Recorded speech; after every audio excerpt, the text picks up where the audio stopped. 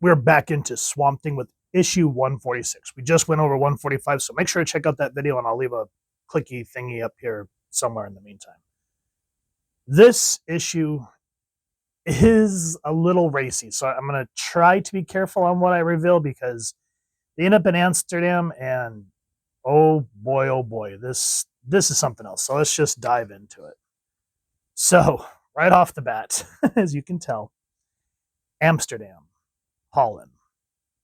Come on, darling. Any old you-know-what can show off a bit of you-know-what. We want to see your cuts and bruises. Check those scars. I'm getting a just looking at them. Go for it, my son. Get stuck in there. You must be joking, mate. Where you don't know she's been. Suppose I catch the friggin' pox. And so, yeah, apparently this is a thing in Amsterdam. So you're thinking, what's going to happen here? So he comes in. Don't be scared, sweetheart. Everything's going to be just fine. What's your name? Stevie. I'm just here for a weekend with the mates. Look, I don't mean to piss you about or anything, but I feel a bit sick, you know. I've been drinking since lunchtime, and I think I'm going to puke. Don't worry, Stevie. We'll take things nice and easy. Maybe you should start with the bottle. It's always best to use something you're familiar with if it's your first time. So rather than it being a regular house of ill repute, in a sense, this is more like, I guess you could think of it as like Hostel, where they go to do stuff to this woman. I mean, you're just kind of thinking, wow, what a way to start a comic. So this is Murder in the Dark. Spoiler alerts if you did not check out the last comic, which I said go make sure to check out the video. If not, spoilers ahead. Swamp Thing, created by Lynn Wein and Bernie Wrightson. Print date on this was September 1994. Mark Millar writes, Philip Hester layouts, Kim DeMulder finishes, Tatjana Woods, RAP, colors, Starkings and Comicraft lettering. This guy, he's basically like think of him as like a big headhunter. And he's wanting to take down Swamp Thing. And I think his name's Matthew. I forget what his name is, but he goes, Mr. Matthew Cable. Did you say something? Gaining ground on the swamp monster, Colonel Strong. Colonel Strong, there it is, finally. One of the passengers who boarded this plane correlates with our Swamp Thing file. Matthew Cable, 6 feet tall, black hair, blue eyes, and medium build. Former employee of the U.S. government and former member of the human race.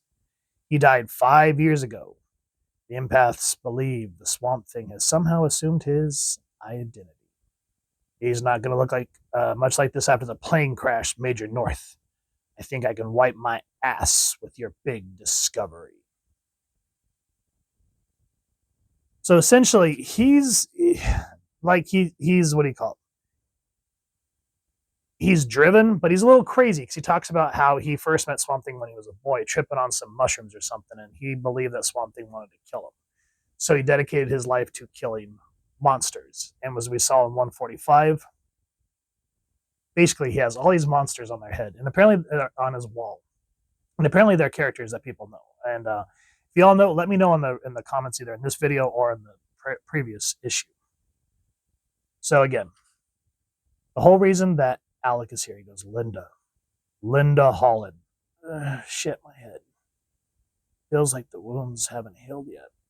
Linda. All right, I'm coming. Ah! Please let me in. I need to talk to you. And I just love how from the time he assumed this Matthew Cable identity, like he looked rough in the airplane bathroom. But here, woof, you can kind of see how she's just like, Jesus. I'm sorry, you just kind of gave me a fright. Come on in. Grab a seat, sweetheart. I won't be a minute. Excuse the mess. I don't usually see people this early. What is happening, Linda? Why are you here? I'm here to please you, Pumpkin. It's my job. God blessed me with a special gift, and I want to use it to make people happy. Nothing can kill me.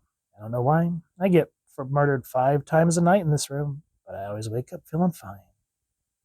Oh, God, Linda. Hey, come on, baby. Don't cry. You came here to have a good time. My name is Alec Holland. I was your husband a long time ago.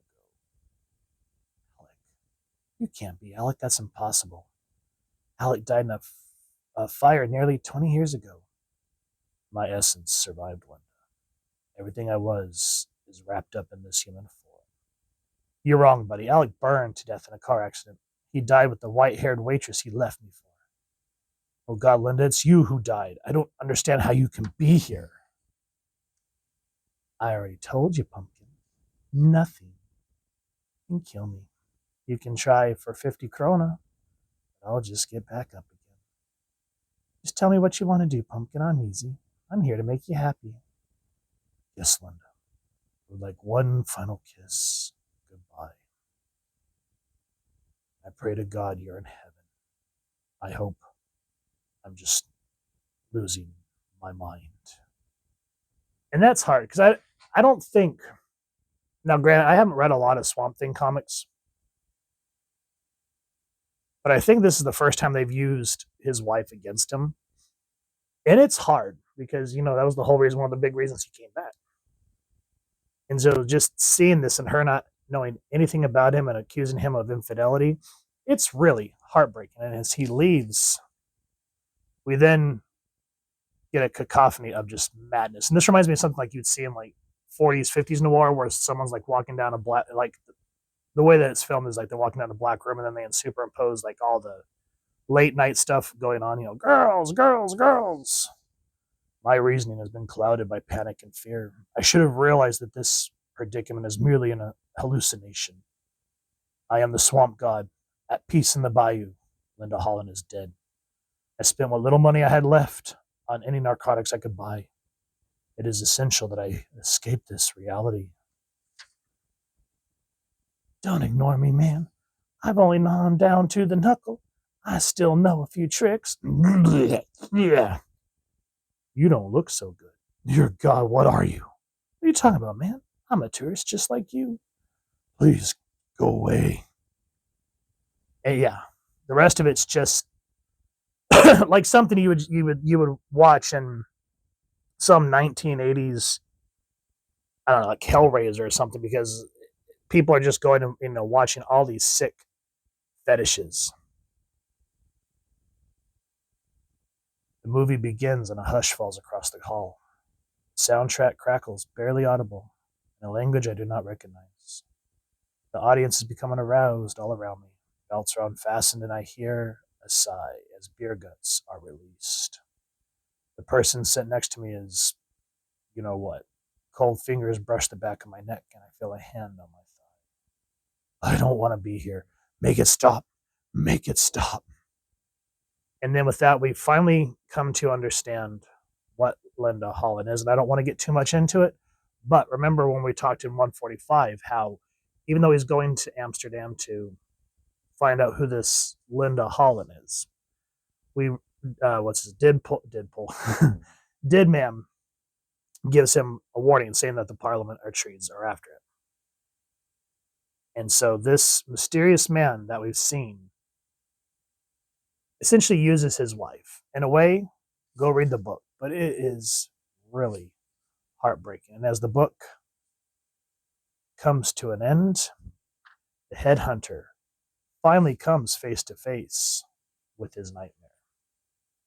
So guys, this is one of those psychedelic, just acid trip issues.